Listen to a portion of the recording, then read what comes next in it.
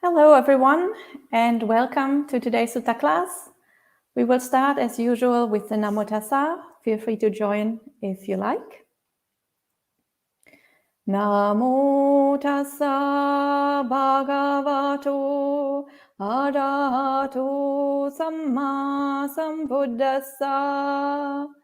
Namo Tassa Bhagavato Arahato Samma Sambuddhassa. Namo Tassa Bhagavato Arahato Samma Sambuddhassa. Buddhang Dhammang Sanghang Namasami.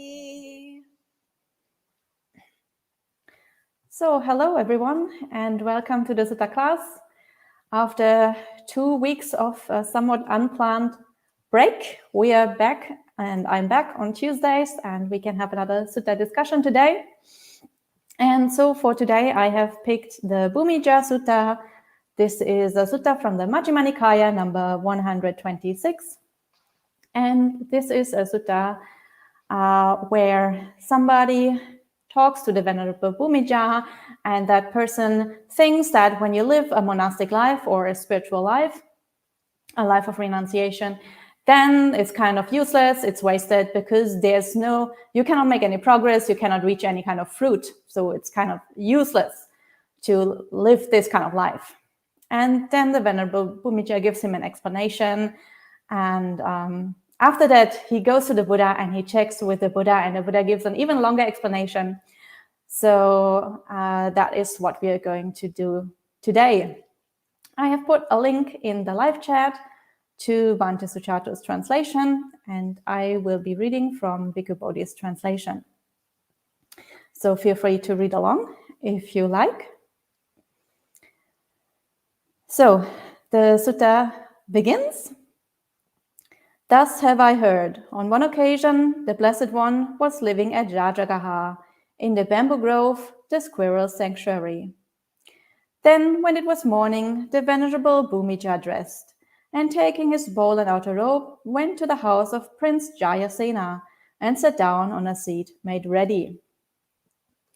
So here we have the two main protagonists of this sutta, apart from the Buddha, of course. So there's the Venerable Bhūmija and there is Prince Jayasena. The Venerable Bhūmija is not that well known in the suttas. He doesn't appear very often.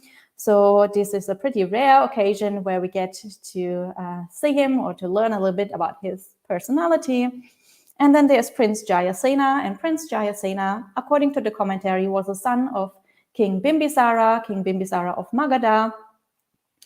And of course, here we are in Rajagaha, in the capital of Magadha. So probably this Prince Jayasena was a really very, very influential person in this town. And according to the commentary, also, the Venerable Bhūmija was his uncle. So the two of them are related. And Prince Jayasena also appears in another sutta. He appears in the sutta that is just directly prior to this one, Majjhima Nikaya number 125. And in 125, he seems to be interested in spiritual questions. So he goes and visits another monk and he asks him a question about jhana, but he doesn't really understand the explanation and he leaves quite disappointed, and he comes to the conclusion that it's not really possible to attain jhana. So we see that even in other suttas, Prince Jayasena asks monastic questions. He seems to be quite interested or somewhat interested in spiritual questions, but he has a difficult time really understanding what it's all about. So he is not one of those people who meet a monastic and get a teaching and then immediately attain stream entry or something like that. He is one of the people who have a difficult time grasping what it's all about.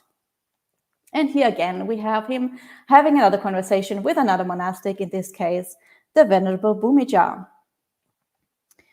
And so we see that the Venerable Bhūmija sits down on a seat that is already made ready. So it seems that Prince Jayasena's house was generally open to spiritual practitioners. Probably many different kinds of spiritual seekers from different traditions went to his house on alms round.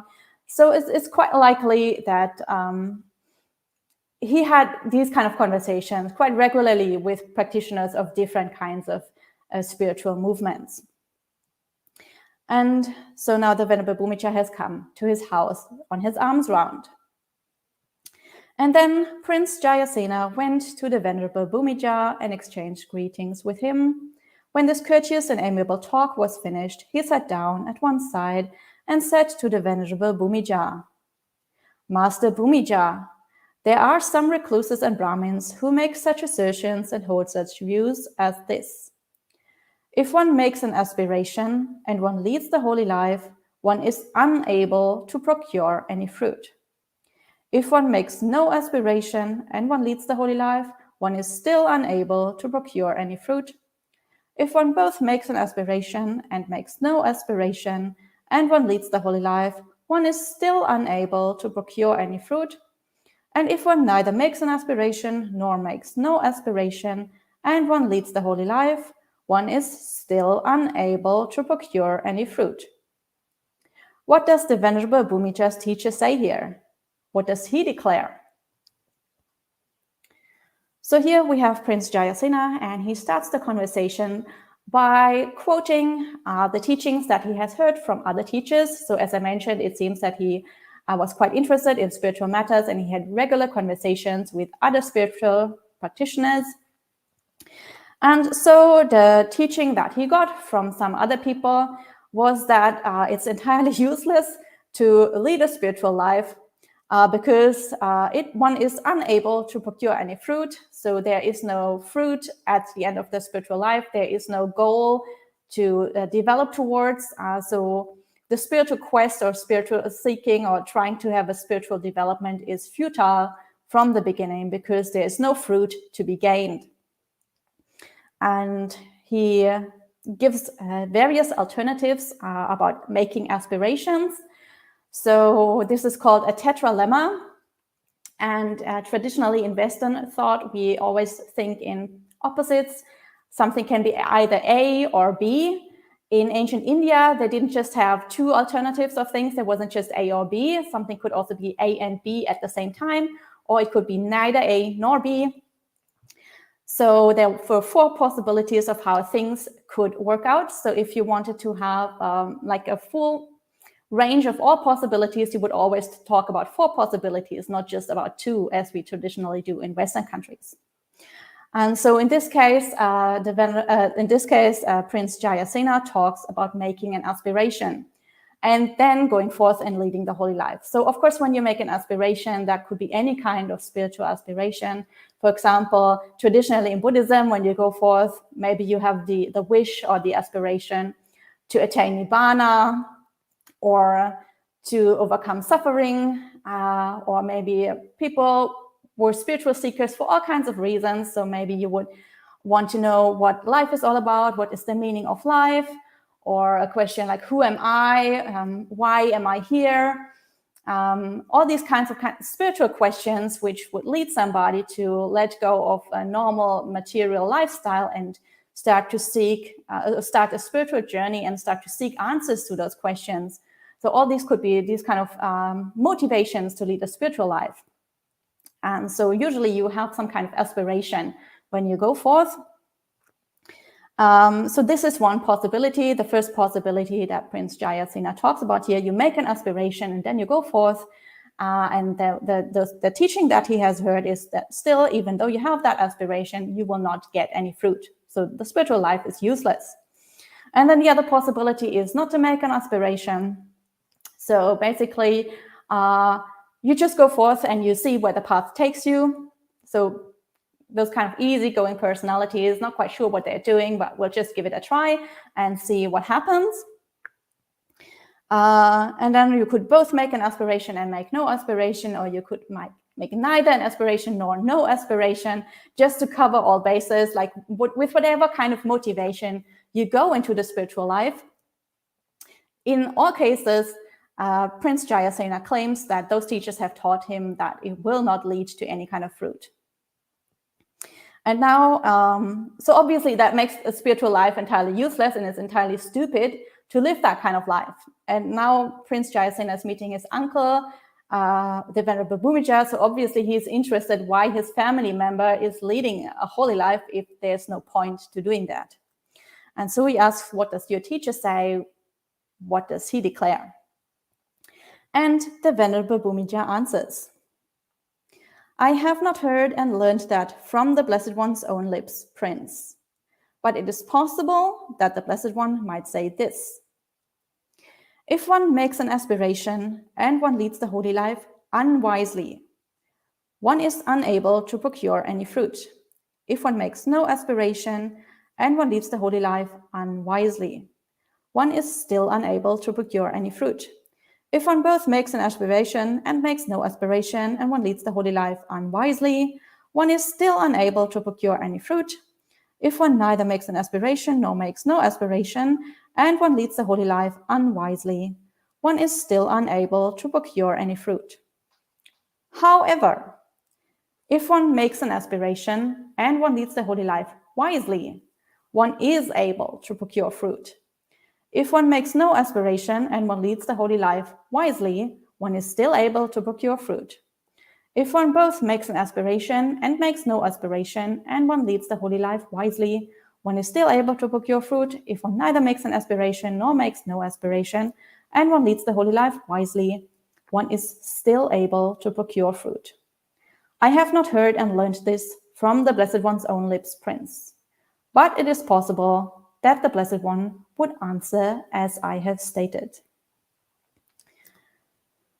So here we have the Venerable Bhūmija's answer, and he makes it clear that it's not about whether you make an aspiration or you make no aspiration, or you both make an aspiration and don't make an aspiration. The question is whether you have wisdom, whether you lead your holy life in line with wisdom. If you live it in line with wisdom, then obviously you're going to get a fruit. Obviously, you're going to get a result. Obviously, you're going to make progress. You're going to develop on the path, and your holy life has a meaning in this case. However, if you live it unwisely, then obviously you're not going to make progress. You're not going to get to any kind of goal. You're not going to have any kind of positive development. And obviously then there is no fruit and no purpose to your holy life.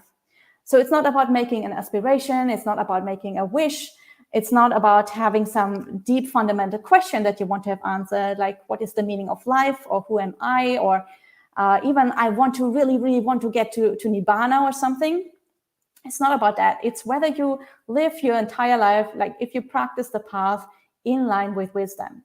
So it's really about the practice. It's not about the aspiration, the wish, the question that you start the path with.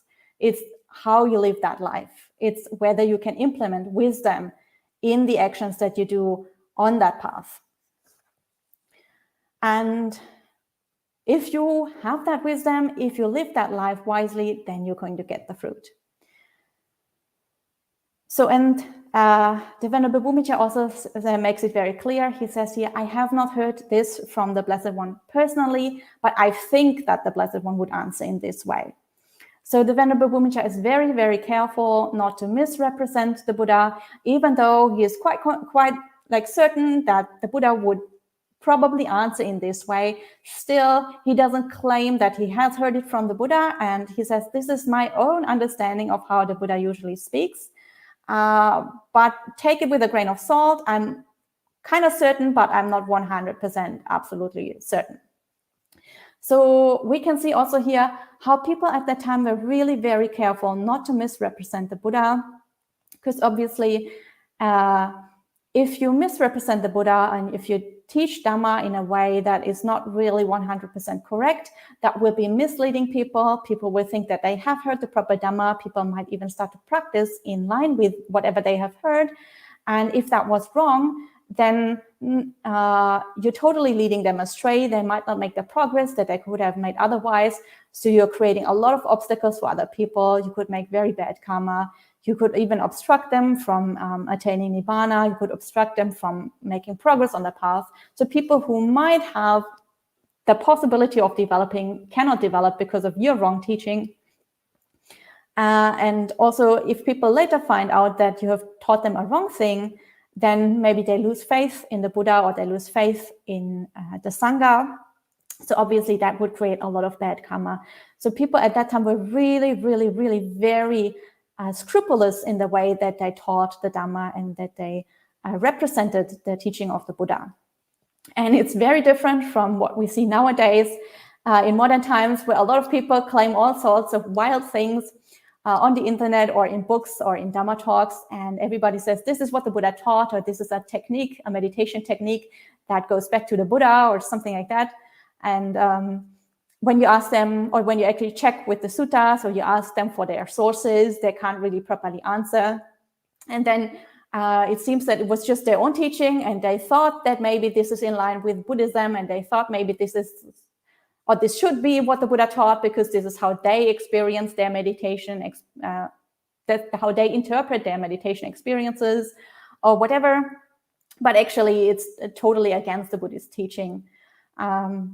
So nowadays we are not that scrupulous anymore, and we see what it has led to. We see how there's a wide range of teachings out there that are claiming to be Buddhism but aren't actually Buddhism. But back in the day, in the Buddha's time, people were really, really very careful, because they saw all the negative consequences that can happen if you just randomly claim that random stuff was in line with the Dhamma.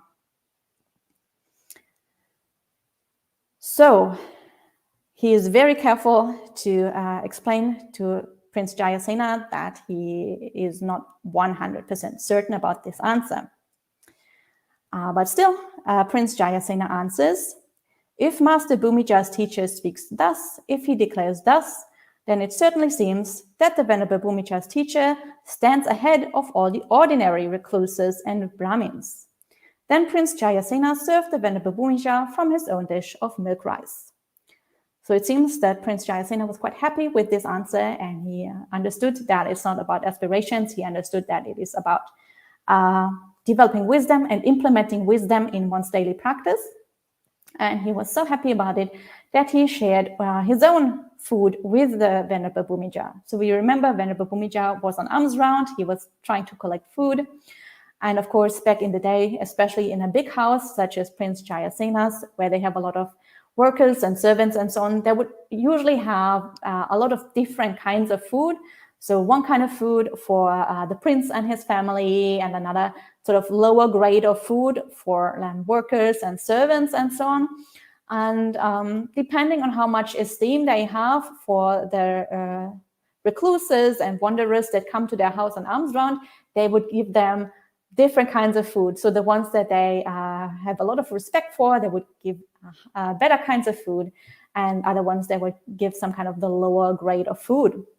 And of course here, what this sentence wants to tell us is that Prince Jayasena was really very inspired, and he gave him his own personal food.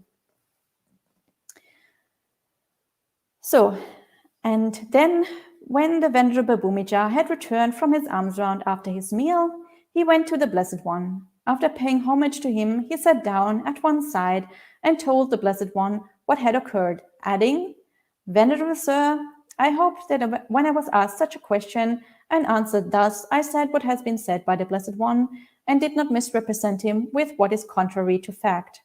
I hope I explained in accordance with the Dhamma in such a way that nothing which provides a ground for censure can be legitimately deduced from my assertion." So the Venerable Bhūmija has finished his alms round, but still he thinks about what he just did. And so he thinks, oh, I'm not really 100% certain, so I better go and check with the Buddha to see if I've actually explained this properly. Because obviously if it was wrong, then he should go back and correct it. So he goes to the Buddha and explains the whole thing and says, I hope that I did not misrepresent the Buddha, and I hope that nobody can censure me for what I said, like legitimately censure me for what I said. So legitimately is very important here, because people criticize you for all kinds of things, even if you're the most perfect person, if you've done the most wholesome act, people can always find reasons for criticizing. Even the Buddha was criticized regularly, but those kind of criticisms aren't really legitimate criticism. It's just people having a lot of defilements in their mind. But of course, wise people who are arahants, who don't have defilements in their mind, can also sometimes criticize other people if they're doing unwholesome stuff. So in that case, that would be a legitimate criticism. So this is the kind of criticism, obviously, that the Venerable Bhūmija is worried about, the criticism by wise people. And so he hopes that there is no legitimate reason for criticism. And the Buddha says, surely, Bhūmija, when you were asked such a question and answered thus, you said what has been said by me and did not misrepresent me with what is contrary to fact. You explained in accordance with the Dhamma in such a way that nothing which provides a ground for censure can be legitimately deduced from your assertion. So the Buddha is quite happy with the explanation that the Venerable Bhūmija gave here. And he sort of endorses the explanation that the Venerable Bhūmija has given to the prince. And now he explains it in a little bit more detail, just to flesh out the teaching a little bit more, so that Bhūmija is kind of a little bit more at ease about what he said, and so that next time he can give a bit more in-depth Dhamma talk about this issue. And so the Buddha uses this as an opportunity to teach Bhūmija also in a little bit more detail about this issue. And so the Buddha continues to say, whatever recluses and Brahmins have wrong view, wrong intention, wrong speech, wrong action, wrong livelihood, wrong effort, wrong mindfulness, and wrong concentration, if they make an aspiration and they lead the holy life, they are unable to procure any fruit. If they make no aspiration, or if they both make an aspiration and make no aspiration, or if they neither make an aspiration nor make no aspiration and they lead the holy life, they are still unable to procure any fruit. Why is that?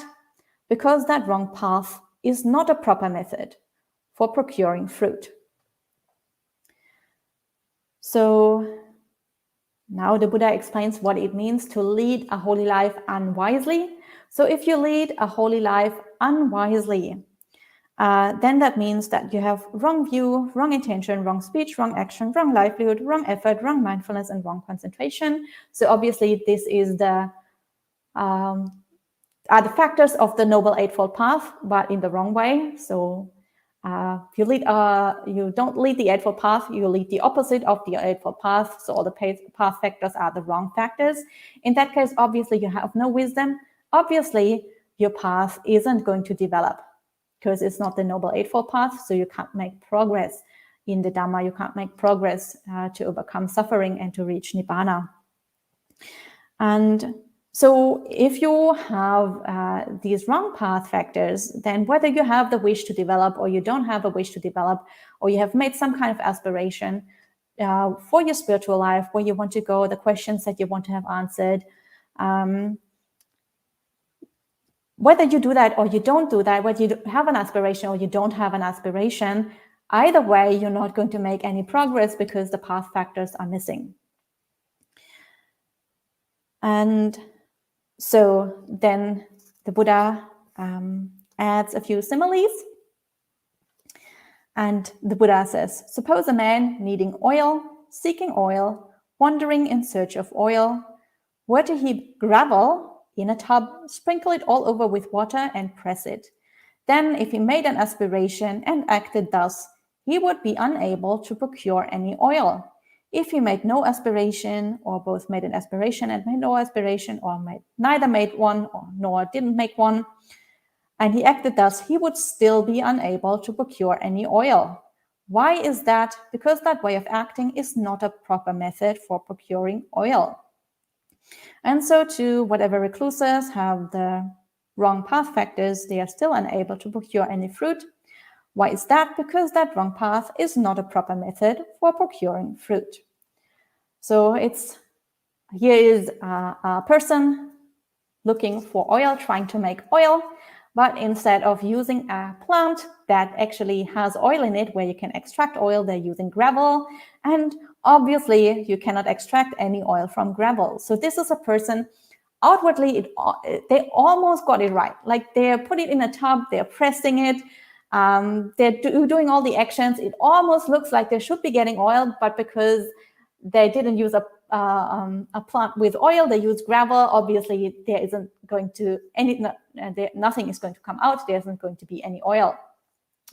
So it can, so in the same way, if you lead a holy life, but you don't have the Eightfold Path, it can almost look like the real deal. Like if you don't really know what you're looking for, it can really seem like almost the right teaching. And it can seem very impressive. It can seem like they know what they're doing. It can seem like they're having their act together. But if you look closely, then you see there's something twisted, there's something wrong there. And for that reason, their path doesn't really develop. And in the same way that if you want oil and you act in this way, whether you wish for oil, whether you have that aspiration to make oil, or you don't wish for it, or you both wish and don't wish, there's just not going to be any oil because the method that you're using is the wrong method. So whether you wish for it or you don't, it's not going to make any difference. And then the Buddha has another simile. Suppose a man needing milk, seeking milk, wandering in search of milk, were to pull a recently calved cow by her horn. Then if he made an aspiration or no aspiration and so on, and acted thus, he would still be unable to procure any milk. Why is that? Because that way of acting is not a proper method for procuring milk. So again, now there's a person who needs milk, and there is a cow that has recently had a baby calf, so a cow that is actually producing milk. So it would be so easy to get milk from that, but the person is kind of a little bit delusional, and instead of getting the milk, they're pulling at the horn, and obviously there's no milk coming out from a horn. And so that person, even though they're almost there, they have got something wrong, and so they're not going to get any milk. Whether they wish for milk, they make an aspiration for milk, or they make no aspiration, because the actual act, the actual physical activity isn't in line with reality, they're not going to get any milk. And then there is another simile. Suppose a man needing butter, seeking butter, wandering in search of butter, were to pour water into a churn and churn it with a churning stick. Then if he made an aspiration or no aspiration and so on, he would still be unable to procure any butter. Why is that? Because that way of acting is not a proper method for procuring butter. So in the same way here, same kind of simile, person wants to make butter, but instead of using a milk-based substance, they are using water. So obviously you're not ever going to get butter from water. So again, they've almost got it right. They're doing all the actions that would technically be necessary. They put it into a churn, they churn it and so on. But still, it's not going to work. Whether they make an aspiration or make no aspiration, it isn't going to work. And then one final simile is, suppose a man needing fire, seeking fire, wandering in search of fire, would take an upper fire stick and rub a wet, sappy piece of wood with it.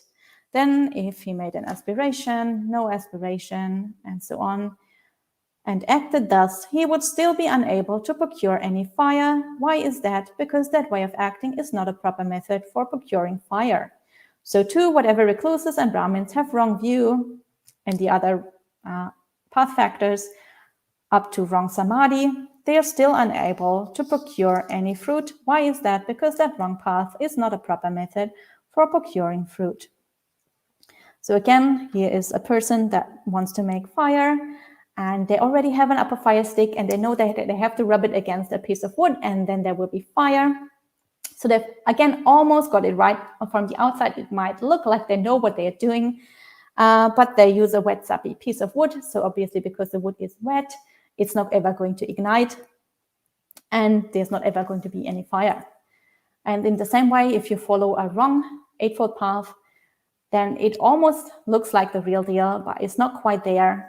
And so obviously, you're not going to get the result that you could get if you had the right Eightfold Path. But there's obviously also the contrary, people who are practicing the proper Eightfold Path. And so the Buddha continues to say, whatever recluses and Brahmins have right view, right intention, right speech, right action, right livelihood, right effort, and right mindfulness, and right concentration or samadhi. If they make an aspiration and they lead a holy life, they are able to procure fruit. If they make no aspiration and they lead the holy life, they are still able to procure fruit. If they both make an aspiration and make no aspiration and they lead the holy life, they are still able to procure fruit. And if they neither make an aspiration nor make no aspiration and they lead the holy life, they are still able to procure fruit. Why is that? Because that right path is a proper method for procuring fruit. So here we have practitioners, renunciants who practice the proper Noble Eightfold Path. And then again, whether they make a wish or they don't make a wish, they will still attain the fruits of the path. So whether they wish to attain Nibbana, whether they wish to overcome suffering or they don't, still they will make progress on the path. And now, maybe this is a little bit intriguing to us that you don't need to have this wish for Nibbana in order to make progress. Maybe this is a little bit unusual because we think obviously this is what gives us the motivation to practice. If we see that there's a lot of suffering and we want to overcome that suffering, this is what motivates us to practice. Obviously, if you have this aspiration, it's not that this is going to be an obstacle. It's not that this is going to be a problem. The Buddha just says, if you have that or if you don't have that, either way, if you actually put the Eightfold Path into practice, then this will propel you forward on the path. And of course, in the Noble Eightfold Path, we also have factors like right intention. So intention is important. However, like right intention, these are, it's not necessarily the aspiration to reach Nibbana. Right intention is usually defined as trying to practice harmlessness, not harming other beings, the intention of renunciation, so not running after sense pleasures, and the intention of non-cruelty, so again, not harming other beings, not having anger, not having hatred, and so on. So these kind of intentions are very important. This is a part of the path. But whether you have some of these like spiritual questions, like who am I, what is the meaning of life, I want to attain Nibbana and stuff like this, these more kind of abstract things, these aren't really necessary on the path. Whether you have this or you don't have this, you still can make progress on the path. And then, of course, we also have things like right effort here. Right effort, you could also think, well, this kind of intention might be similar to right effort. This kind of aspiration might be similar to right effort because, again, this gives us the motivation to develop wholesome states. And of course, you can, if you have that kind of aspiration, you can use that skillfully to develop right effort. Right effort, of course, is usually defined as developing wholesome states and abandoning unwholesome states. So if you have an aspiration like this, that can help you with right effort, but it's not actually necessary. You can develop right effort in all kinds of ways. So not having such an aspiration isn't really an obstacle to practicing on the path. So whether you have that aspiration or you don't have the aspiration, what is really important is that you have the 8 path factors. That is where wisdom comes in. That is what the Venerable Bhūmija previously called practicing wisely. And if you develop those 8 path factors, basically we have the law of cause and effect. The path factors are the cause, and the effect is that there's going to be a fruit because you're going to have a wholesome development. You're going to make good karma. You're going to abandon all the defilements in the mind because you're developing right effort and right mindfulness and right samadhi. You're going to purify your mental behavior, your verbal behavior, your bodily behavior, because you have right action, right speech, right intention, and so on. And everything is based in right view, the understanding of the Dhamma, the first path factor. So obviously all that is coming together and propelling you forward on the path. And so the Buddha says, this is the proper method for procuring fruit. And then the Buddha again gives us the similes. And the Buddha says, suppose a man needing oil, seeking oil, wandering in search of oil, were to heap sesamum flour into a tub, sprinkle it all over with water and press it. then if he made an aspiration and acted thus, he would be able to procure oil, or no aspiration, or both, or neither. He would still be able to procure oil. Why is that? Because that way of acting is a proper method for procuring oil. So here we have a man who still needs oil, but this time that person has figured it out how to do it. They're not using gravel, they're actually using sesame flour. And of course, if you press sesame flour, you can get oil, sesame oil. So whether you wish for sesame oil or you don't wish for sesame oil, if you press the flour, you're going to get oil because the method is the right method. And in the same way, if you practice the Eightfold Path, you're going to get a fruit because that is the right method for attaining spiritual fruits. And then there is the next simile. Suppose a man needing milk, seeking milk, wandering in search of milk, were to pull a recently calved cow by her udder. Then if he made an aspiration or no aspiration or both or neither, and he acted thus, he would still be able to procure milk. Why is that? Because that way of acting is a proper method for procuring milk. So it's pretty self-explanatory. A person needs milk, and this time they're not pulling the horn, they are pulling the udder, and now they are getting milk. So it looks, again, very similar to what the person previously did. So in the same way, it's very easy to mistake a wrong spiritual life for a right spiritual life, because from the outside, they can look very similar. But there is a very, very substantial fundamental difference. For that reason, one leads to the result and the other one doesn't lead to the result. And the difference is not whether you make an aspiration or you don't make an aspiration. The difference is whether you act with wisdom, whether you act in line with the Eightfold Path, or whether you don't.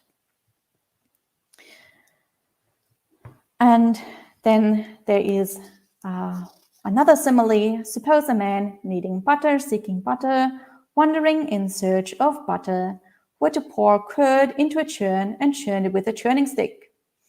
And then whatever kind of aspiration or no aspiration he makes, if he acted thus, he would still be able to procure butter. Why is that? Because that way of acting is a proper method for procuring butter. And suppose a man needing fire, seeking fire, wandering in search of fire, were to take an upper fire stick and rub a dry, sapless piece of wood with it. Then whatever aspiration or no aspiration he makes, if he acts thus, he would still be able to procure fire. Why is that? Because that way of acting is a proper method for procuring fire. So too, whatever recluses and Brahmins have right view up all the way to right samadhi, they are still able to procure fruit. Why is that? Because that right path is a proper method for procuring fruit. So here we have two more similes. This time the person who needs butter uses curd instead of water. So obviously if you churn curd, naturally you'll get butter. It's just a natural process. It's the law of cause and effect. If you put the right cause there, the effect will come. If you put curd into a churn, you churn it, butter will happen. Whether you aspire for it or you don't aspire for it, if you do the action, it will just naturally happen, cause and effect. Same way with the fire. If you have an upper fire stick and a sapless dry piece of wood, you rub them together. Naturally, there's going to be a fire, again, cause and effect. No need to have an aspiration for the fire. You just do the action and the fire will come. And in the same way with the Eightfold Path, you just live your life in line with the Eightfold Path, make a full commitment, practice all the 8 path factors to the full extent, and naturally you will come to the fruit, to the noble fruits, to stream entry, or even to arahantship. And then the Buddha finishes by saying, Bhūmija, if these 4 similes had occurred to you with reference to Prince Jayasena, he would have spontaneously acquired confidence in you, and being confident, he would have shown his confidence to you. Venerable Sir, how could these 4 similes have occurred to me with reference to Prince Jayasena, as they occur to the Blessed One, since they are spontaneous and have never been heard before? This is what the Blessed One said. The Venerable Bhūmija was satisfied and delighted in the Blessed One's words. So the Buddha says, well, if you had known about these 4 similes, Bhūmija, and if you had taught them to Prince Jayasena, he would have benefited even more. He would have understood even deeper. He would have acquired confidence in the Dhamma, and he would have shown to you that he has acquired this confidence. So the Buddha says, if Bhūmija had known about the similes, which obviously he didn't, and he could have taught Jayasena in a little bit more detail, Jayasena would have acquired confidence. That means maybe he would even have become a faith follower, or he would even have made a breakthrough to a stream entry. So he would have been settled in the Dhamma. That would, of course, have been a major accomplishment for him. As I mentioned in the beginning, Prince Jayasena is a spiritual seeker. He has these questions. He likes to talk with people, but he doesn't really understand the teaching. So he has a very hard time grasping all these concepts, all these teachings. It's very difficult for his mind to actually penetrate and understand what all these recluses and Brahmins are teaching him. And as I mentioned before, there's another sutta, Majjhima Nikaya 125, where he talks with another monk and also doesn't understand what's going on. So obviously his mind doesn't really incline to the Dhamma that easily, but the Buddha says if you had taught him this might have helped him to make that breakthrough and to become settled in the Dhamma. So that would have been a major benefit for Jayasena. But Bhūmija, the Venerable Bhūmija says, well, how could I have known this since you just came up with those similes at the time when I was teaching him? Obviously, nobody had ever heard these similes before. So unfortunately for Jayasena, he was not able to get this teaching here. So this is the Bhūmija Sutta. I think it's a really very lovely sutta, very inspiring sutta. I think the similes are very beautiful. And the way the Buddha says, well, it's actually so easy to practice the path. You don't have to, make all these dramatic aspirations and dramatic vows and go through whatever, all kinds of dramatic rituals. You just practice the Eightfold Path, cause and effect. You put the teaching into practice, and then the fruit will come.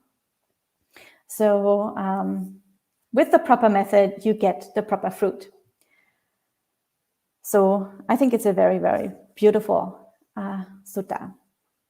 So at this point, we are going to finish the sutta class for today. If you have any questions or comments, then please leave them in the live chat, and I will see if I can answer them.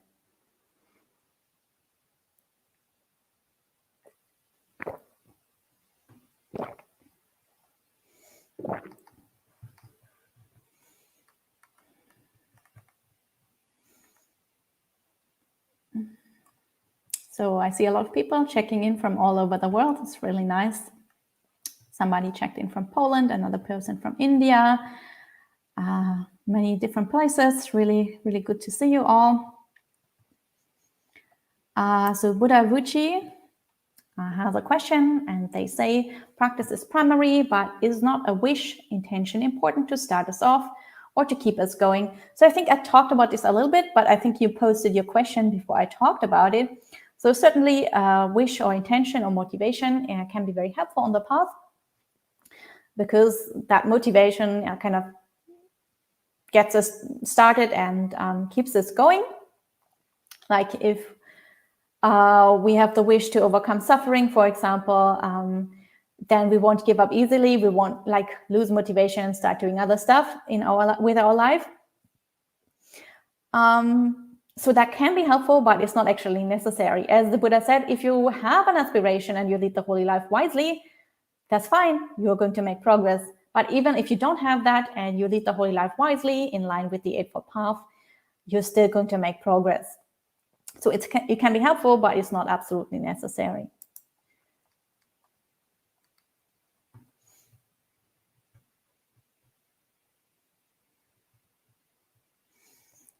And we have Aya Shakya Damadina here. Very good to see you, Venerable. So nice to see that you're joining in. I'm very happy that you're here.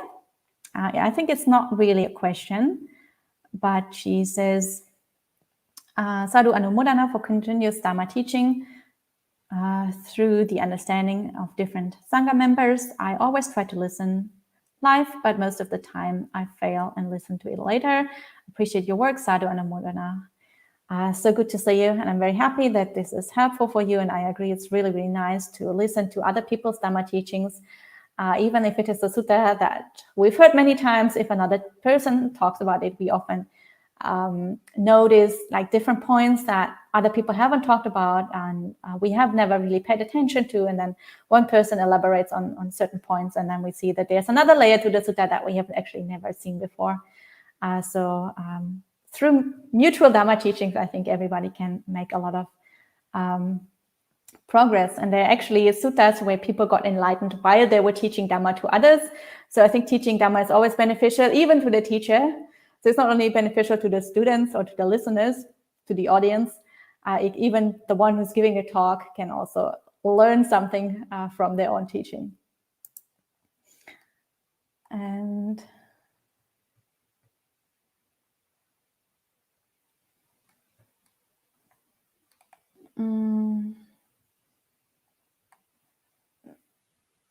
somebody has said, if we have doubt in the path, will it work? Well, doubt is one of the hindrances. So hindrances are usually present in the beginning stages of the path. So doubt is what we abandon forever, finally at stream entry. Before that, we can abandon it temporarily if we attain jhana. But before that, doubt can be present in the mind. So it is important to recognize it, to learn how to work with doubt, and to try and understand the Dhamma better so that the doubt gets weakened. Actually, we've just had a series of talks on the 5 hindrances, and we spent an entire session on doubt. So if you have a look on YouTube, there is a video that we made only a few weeks ago. All the methods that we can apply to work with doubt and how to overcome doubt. And then Piyal and Indira say, this sutta is basically saying technique is more important than aspiration. Yeah. So the way we live our life is a lot more important than the aspiration, because that with our bodily, verbal, and mental actions in our day-to-day life, that is how we create karma, that is how we make either positive or negative changes to our life, and that is how we cultivate either positive or negative mind states. And obviously that is eventually what is going to help us, or either help or hinder us on our practice on the path.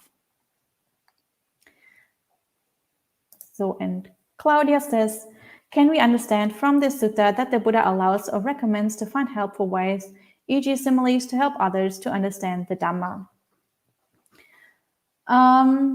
So I think the question maybe is, can we kind of make up our own similes even if the Buddha hasn't taught them, or can we find ways to represent the Dhamma even if it's not exactly the words of the Buddha, to help others as long as they're sort of in line with the Dhamma? And I think teachers are doing this like all the time. Even like now when we do a Dhamma talk, basically we're reading the sutta, but still I'm giving explanations. So that is my own words. And the Buddha hasn't exactly said like verbatim the same thing that I am saying. So obviously I hope that I'm not misrepresenting the Buddha. And obviously I hope that what I say is in line with the Buddha and that he would approve if he were to listen to this YouTube live stream. So yeah, I think the Buddha, obviously when he was enlightened and he had the first Arahant students, he told people to spread out and teach the Dhamma everywhere. He wasn't controlling of the teaching. He empowered his disciples to go out and teach the people around them, and he actually sent them out to teach other people, to spread the Dhamma and to help others. So obviously that to some extent requires that we put the Dhamma in our own words. Still, I think it's very good to be humble and to know, if we're not Arahants yet, then to know that we might make mistakes, and to be very conscious of what we're doing, and to always check, is this really in line with the Buddha, and am I not misrepresenting him, and to be cautious and careful, and if in doubt, then rather not teach in that way, and to stay a bit closer to what the Buddha actually taught. But I think there is also room put the Dhamma into your own words. It's a balance. I think it's a fine line, but yeah, it's a balance, and we have to find sort of the middle ground there. And Sud asks, so basically to summarize, whether you believe or not, if we follow Eightfold Path, we will end the suffering. If we follow the Eightfold Path, we will end suffering. Following the Eightfold Path does require a certain amount of confidence or faith in the Buddha's teaching. So having some, I'm not quite sure what you mean with believe, but obviously having some kind of confidence or some kind of faith in the Buddha is helpful. If you, of course, as I mentioned, in the beginning stages, there will still be doubt from time to time. Doubt is a hindrance, and it's natural that it is there until you reach stream entry. But don't let it become so big that it stops your progress. So confidence in the Buddha is certainly helpful. But even if we're not all that confident, at least if we keep on practicing, I think as we see that wholesome states increase and unwholesome states decline, our confidence will naturally grow also. And so we start to trust the Buddha more, and we start to trust the process more. And so eventually we will be able to have confidence and faith in the Buddha and in the practice. So that seems to have been the last question for today. I hope you enjoyed this sutta. And then we will finish for today with 3 sadhus. Feel free to join if you like. Sadhu, sadhu, sadhu. So have a good rest of the day and have a good week. And I will see you all next Tuesday.